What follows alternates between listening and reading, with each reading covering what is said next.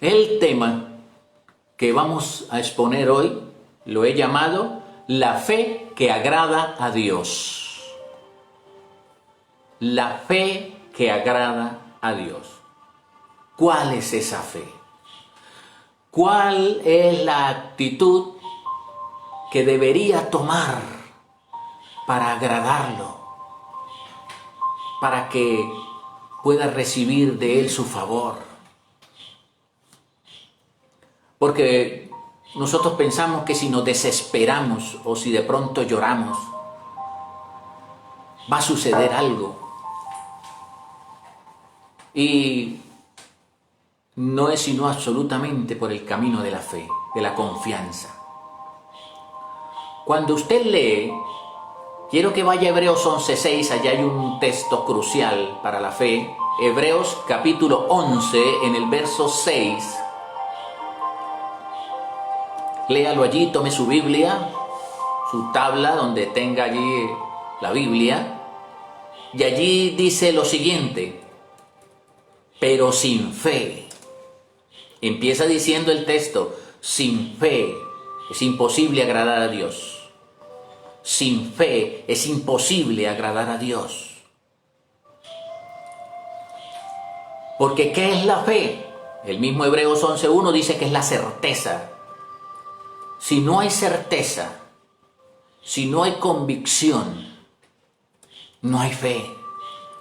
Si no estoy completamente seguro, la certeza de lo que estoy esperando y la convicción de lo que no estoy viendo, no necesito ver a Dios.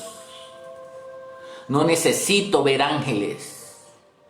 Necesito creer. Como el Señor le dijo a Tomás, bienaventurados los que sin ver han creído.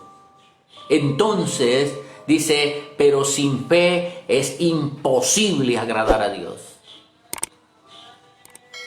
Hermano, de verdad es imposible. Nada se puede hacer cuando una persona no se toma el trabajo de tener una relación con Dios. Cuando aquí dice la palabra, porque uno dice y se pregunta, ¿qué será agradar a Dios? ¿Qué quiere decir agradar a Dios? Cuando Dios se agrada con un creyente, quiere decir que Él se deleita en su creyente, en su oveja. Él se agrada, Él se complace de esas personas que sin poder verlo siguen convencidos. ¿Pero convencidos de qué? Siguen convencidos que Él es real. Que Él es real. Sin fe es imposible agradar a Dios. Dice aquí la siguiente línea, porque es necesario, absolutamente necesario, que todo el que se acerque a Dios, toda persona que quiera hablar con Dios, o pedirle a Dios un favor, o buscar una sanidad, o buscar una provisión de Dios, o buscar un cambio en su corazón, es absolutamente necesario que el que se acerque a Dios crea que le hay. O sea, en otras versiones usted va a encontrar esa palabra que dice, crea que Él existe. Es necesario creer que Él está ahí, junto a nosotros, inclinando su oído, que Él es real. Es tan real como usted y como yo. Dios es omnisciente. Él es omnipresente. Y Él es omnipotente. Y es omnisciente. Él todo lo sabe. Eso es importante.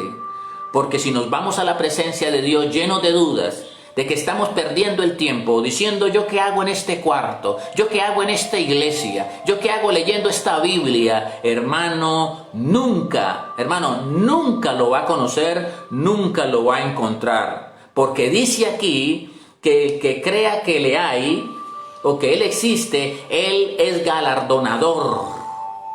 Él es galardonador, escúchelo. Él es fiel. Él tiene respuestas. Él va a premiarnos nuestra fe, nuestra fidelidad. Él es galardonador de los que lo buscan. Lo buscan en la iglesia, lo buscan en la palabra, lo buscan en la alabanza, lo buscan en sus cuartos, lo buscan en la oración. Están allí con sus mentes conectadas. Hay una necesidad grande y usted sigue allí, aunque no ve respuestas, aunque no ve milagros, usted sigue esperando, porque hay un momento para mí, hay un momento en que la puerta se abre y la mano de Dios se extiende.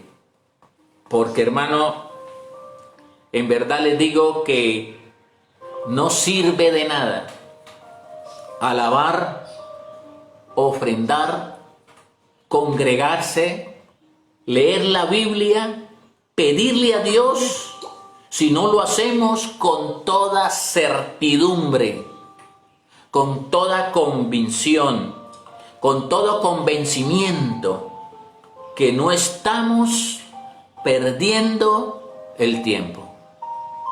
Y allí es donde conocemos a Dios. Tenemos que hacerlo con toda certidumbre de fe, como dice el apóstol. Que nuestro Dios vive, como dice Job. Yo sé que mi Redentor vive. Que vale la pena caminar con Él. Que vale la pena vivir en Él, por Él y para Él. Y que Él va a recompensar. Como Él es galardonador, quiere decir que va a recompensar nuestras lágrimas, nuestro clamor, nuestra búsqueda de nuestra fe. Debemos estar completamente convencidos que Él está en medio nuestro y que Él va a premiar a todos aquellos que se estén acercando a su presencia. Hermano, los discípulos notaban cómo Jesús buscaba el rostro de su Padre. Ellos notaban cuando estaba en el Getsemaní, cuando se iba a orar con ellos, cómo dice la Biblia que se iba como a un tiro de piedra a cierta distancia de los discípulos y lo veían arrodillarse en la noche, en la soledad, en las madrugadas, delante del Padre, y lo veían allí balbucear, hablar, llorar, y en una ocasión lo vieron inclusive casi salir como gruesas gotas de sangre. Él entraba en un estado agónico cuando hablaba con el Padre, porque para él era tan real. Y entonces ellos, al ver esa actitud del Maestro, le dicen: Maestro, por favor, enséñanos a hablar con Dios, enséñanos a orar, enséñanos a encontrarlo.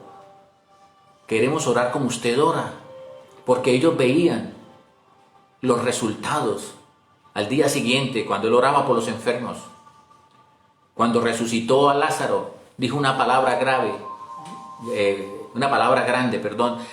gracias, porque sé que siempre me escuchas. Gracias, Señor. Él previamente iba a la presencia de su Padre a poner todo lo que iba a venir el día siguiente. Entonces dice Mateo capítulo 6, en el verso 6. Mateo capítulo 6, en el verso 6. Primero el Señor enseña la actitud que debemos tomar. Y mire cómo lo dice. Cuando de buscar a Dios se trata, cuando de hablar con Dios se trata, vamos en el nombre de Jesús al buscar el rostro de Papá. Y Él dice: cuando ores, entra en tu aposento. No es buscar precisamente el lugar más concurrido, de más entretención, lleno de tablas, de televisores, de computadores y de personas. Necesitamos intimar con Dios, porque en la intimidad es cuando nos desnudamos nuestro corazón, nuestra conciencia, hablamos con Dios y le decimos, le abrimos nuestro corazón, y le contamos nuestra necesidad. Y Él dice, entra en tu aposento, cierra la puerta, como queriendo decir, no quiero interrupción, no permita que vayan a interrumpir esto tan importante y tan serio. Vas a hablar con el dueño del universo, con el creador del cielo y de la tierra, con el dueño del oro y de la plata. Entonces es muy importante ir a esa presencia. Cerrada la puerta, órale a tu Padre. Es importante saber esta parte de la palabra. Véalo como un padre, no lo vea como un verdugo que te va a castigar, que le va a decir te lo mereces. Él es tu Padre, es un Padre amoroso, que dice la Biblia que aunque tu padre y tu madre te dejaran, Dios te recoge. Es un Dios que conoce toda necesidad antes que la pidamos. Entonces ve a tu Padre, véalo como un padre, arrodíllese delante de papá, no sienta vergüenza. Nosotros hemos sido espiados, ha sido Jesús a través de su sangre propicio, porque su sangre es el propiciatorio. Él fue propicio, pasó por alto los tiempos de nuestra ignorancia. Ve a tu Padre que está en lo secreto, donde aquí de pronto no lo podemos ver, está en lo invisible. Y dice, y tu Padre que te ve en lo secreto. Usted no lo ve, pero Él te ve. Él te ve en lo secreto. Te ve llorar, preocupado, afligido, destrozado. Pero este es el gran momento, porque Él te ve en lo secreto. Y dice, y porque Él te ve en lo secreto, mire la palabra nuevamente en la parte de arriba, en el texto de Hebreos 11:6, dice que Él es galardonador. Aquí dice, Él te recompensará. No estamos perdiendo el tiempo, esté seguro. Puede pasar días o una semana, de pronto meses, pero la respuesta viene en camino, mi amado amigo y hermano. Te recompensará. De pronto vendrán algunas noches de lágrimas, de soledad, de tristeza, de tribulación. Ya no doy más. Ya no puedo más con esta carga, Señor. No veo salida. Hay escasez en mi vida. Hay escasez en mi hogar.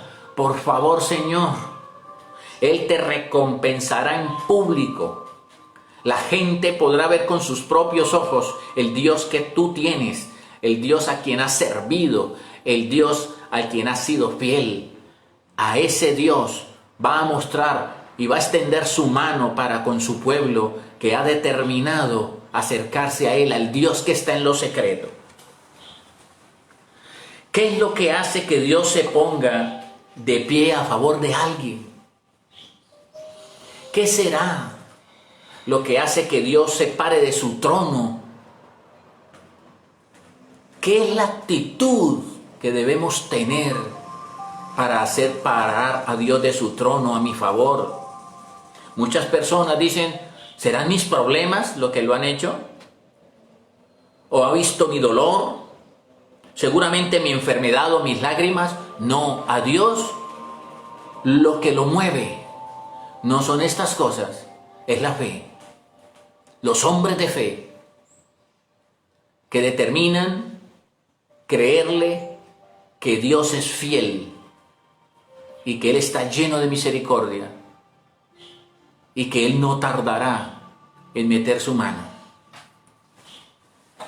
Cuando yo veo, a mí me encanta mucho este pasaje, yo creo que es de los pasajes que me apasiona leer, y es cuando miramos a Habacuc en el capítulo 3, hablando de la oración de Habacuc, un hombre, un profeta enchufado con Dios, y va a mirar la oración que hace este hombre en Habacuc. Él habla de que Dios, a pesar de todos los problemas y todas las necesidades que puedan venir o pueda pasar, Él está caminando en las alturas. O sea, no está caminando como un hombre terrenal, está caminando como un hombre celestial, está caminando en nubes, sentados en los lugares celestiales en Cristo. Entonces Él sale de lo común a caminar con Dios en las alturas, mi hermano. Cuando usted ve Habacuc capítulo 3 en el verso 17, dice la Biblia, aunque la higuera no florezca. Todos estos productos que nombra aquí Habacuc eran necesarios para comer, para hacer mercadería, para hacer negocios, para poder comprar otras cosas, para poder comprar los alimentos. En ese tiempo dependían de los cultivos, dependían de la carne, del ganado, de lo que cosechaban. Y Habacuc le dice a Dios, aunque en la higuera no florezca, porque primero es la flor, luego viene el fruto, y de pronto pasa algo en el clima, las flores se caen, no va a haber fruto, se daña la cosecha de la higuera. Dice, ni en las vides haya fruto, algo pasó con las uvas, con ese líquido preciado que usaban en todos los alimentos sobre la mesa. Aunque en las vides no haya fruto, ustedes se imaginan eso, aunque falte el producto del olivo, que era un producto esencial, el aceite que lo usaban para el comercio, el producto del olivo, y los labradores no den mantenimiento, de pronto hasta se enfermen los obreros de la finca, del trabajo, de la empresa, porque estoy sin pan y estoy sin salud de pronto. Dije, y sean quitadas las ovejas de la majada, o sea, puede llegar el lobo, el oso, a acabar con el rebaño, y me voy a quedar sin sustento, sin ovejas, sin aceite, sin uvas. Y dice aquí, y ya no haya vacas en los corrales, porque ni siquiera leche va a haber. Muchos estarán pensando, yo estoy como en la oración de Habacuc. No hay nada. Abro la alacena y está vacía. Mi esposa sin trabajo, yo sin trabajo. Mis hijos tuvieron que salir de los colegios. ¿Qué está pasando, Señor? Y aquí dice Habacuc, con todo esto y mucho más, con todo, yo Habacuc, me alegraré. Porque la alegría del pueblo es la fuerza de Dios. Esto es grande, ver hombres y mujeres alegres en medio de una situación de estas. Que no nos atrape la amargura y la tribulación, porque va a acabar de dañar todo. Cuando Dios ve hombres alegres en medio de esto, son hombres que creen en Dios, que están convencidos que no han sido abandonados, porque hay una alegría dentro, hay una fe poderosa en ese corazón. Yo me alegraré en Jehová, dice, y me gozaré en el Dios de mi salvación. Es grande ver a un hombre llorar cantando de alegría en medio de la necesidad. Es grande ver a hombres alabar a Dios y aún sin trabajo, porque se puede alabar a Dios con una cuenta llena cuando llegó la quincena, pero cuando no hay quincena, cuando no hay trabajo, cuando no hay nada para comer, y esta mujer o este hombre estar gozándose en el Dios de mi salvación, porque mire lo que dice Habacuc, eres el Dios de mi salvación. No importa, no quiere decir que Él no sea el Dios de mi salvación porque esté enfermo o porque fui abandonado o porque las circunstancias están golpeando mi vida. Él no deja ser el Dios de la salvación porque viene un milagro grande, hermano. El Dios de la salvación viene cuando usted se arrodilla y espera, como dice el hombre de Dios, pacientemente esperé a Jehová y Él me oyó. Él me oyó. Pacientemente esperé a Jehová y Él me oyó y me sacó del pozo cenagoso, del pozo de la desesperación. Puso mis pies sobre peña y enderezó mis pasos. Por eso decía Habacuc en el 3:19, Jehová es el Dios de mi fortaleza. Mi fortaleza no es mi sueldo. Esa no es mi fortaleza. Es Dios, el Dios de mi fortaleza, el cual hace mis pies como de ciervas. Me da una forma. Las ciervas tienen un pie particular para andar entre las peñas, entre las piedras, en las alturas, en medio de peligros. Le da una destreza en medio de todas esas situaciones para caminar delante de Dios. Dice, hace mis pies como de ciervas, porque en mis alturas me hace andar. Yo ya no camino, estoy en las alturas. Ya no estoy mirando con los ojos materiales, estoy mirando con ojos espirituales. Como le dijo el profeta a su servidor, Señor, abre sus ojos para que él pueda ver que son más los que están conmigo que los que están con ellos. Y cuando ese siervo vio a su alrededor, estaba lleno de ángeles. ¿No es así? ¿No es igual hoy? ¿O ya eso no funciona?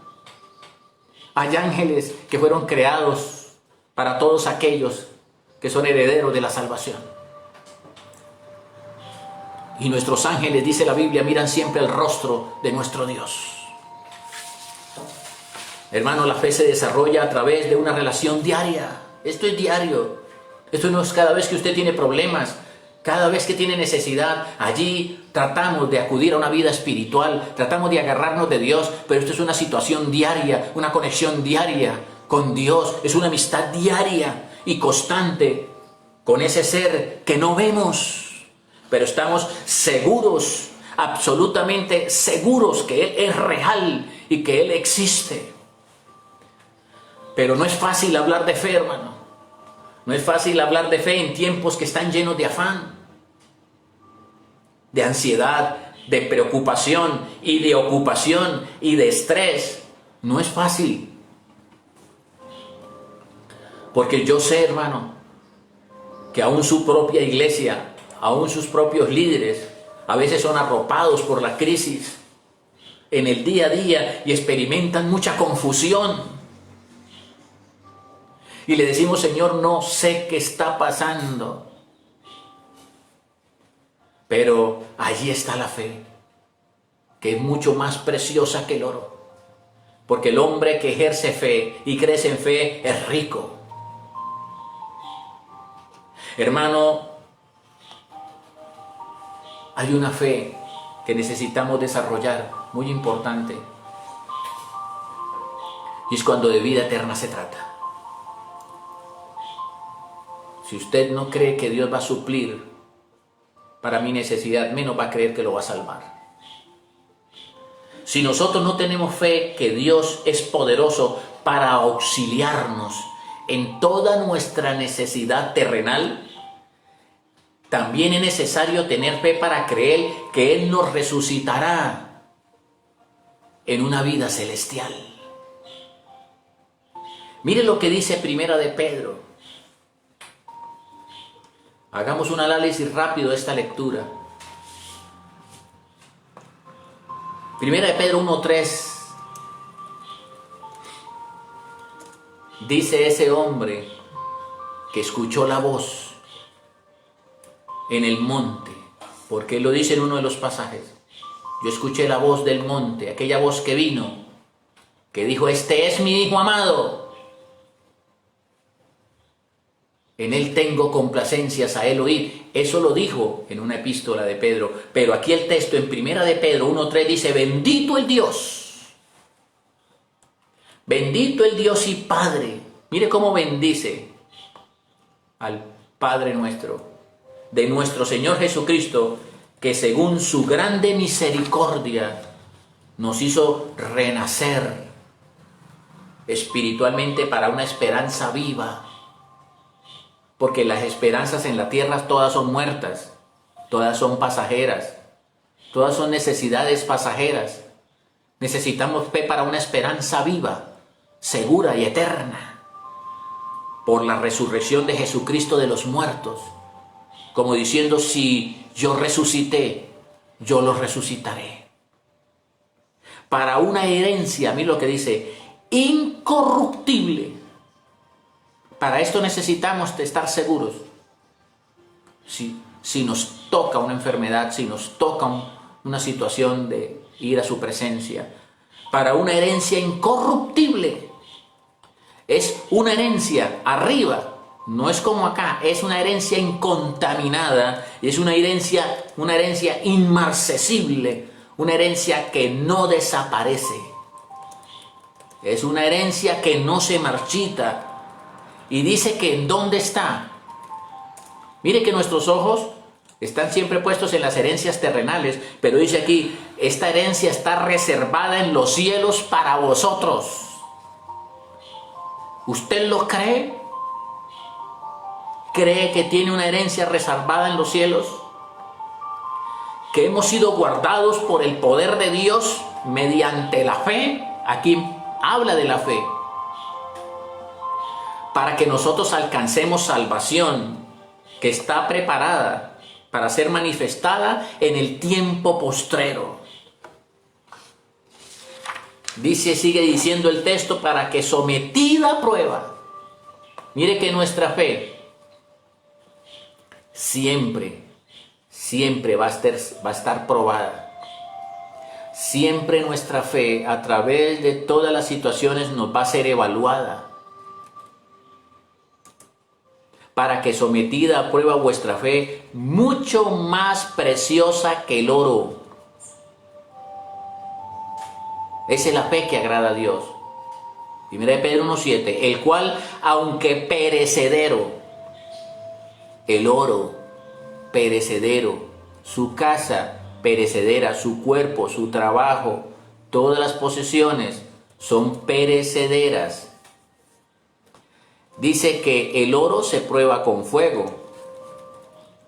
Sea hallada en alabanza, gloria, honra cuando se manifieste Jesucristo, esa fe. Tenga la fe suficiente para ir a su presencia.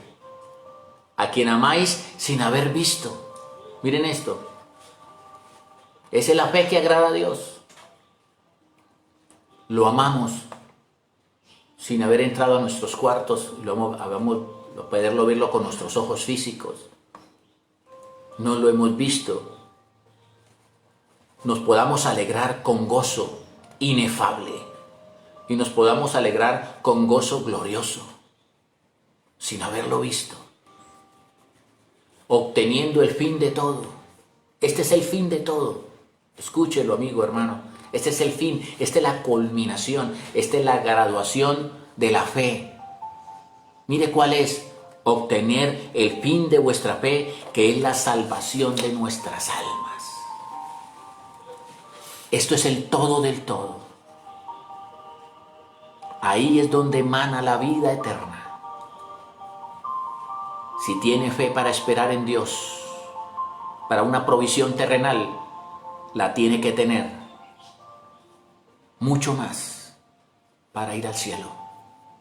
Para seguir estando convencido que Dios está en nuestra vida con todo bajo su control, que todos los cabellos de nuestra cabeza están contados, que ninguno de nosotros va a caer a tierra sin la voluntad de vuestro Padre. Qué bueno es eso, hermano. Qué bueno saber que yo voy a predicar hasta donde Dios me tenga, que la ley de Dios está sobre mi vida, que queremos ser vasos útiles en sus manos aquí en la tierra, que Dios nos necesita mucho tiempo acá todavía para testificar de Él y dar a conocer con denuedo ese maravilloso evangelio. Ahora te digo, Señor, gracias te doy, Señor, por haber alentado a esas personas, por haber recibido hoy una palabra de vida, por ese hombre, por esa mujer que me han escuchado hoy, por ese joven que necesitaban este mensaje, Señor. Gracias porque el Espíritu de vida que está en Cristo ha entrado en ellos. Resucítanos en ti, Señor. Gracias, Señor, tomamos de tu Espíritu y nos llenamos de ti y te damos gracias por esta palabra. Dios les bendiga, Dios les guarde, que el Señor esté con todos vosotros, como dice la Biblia. Amén.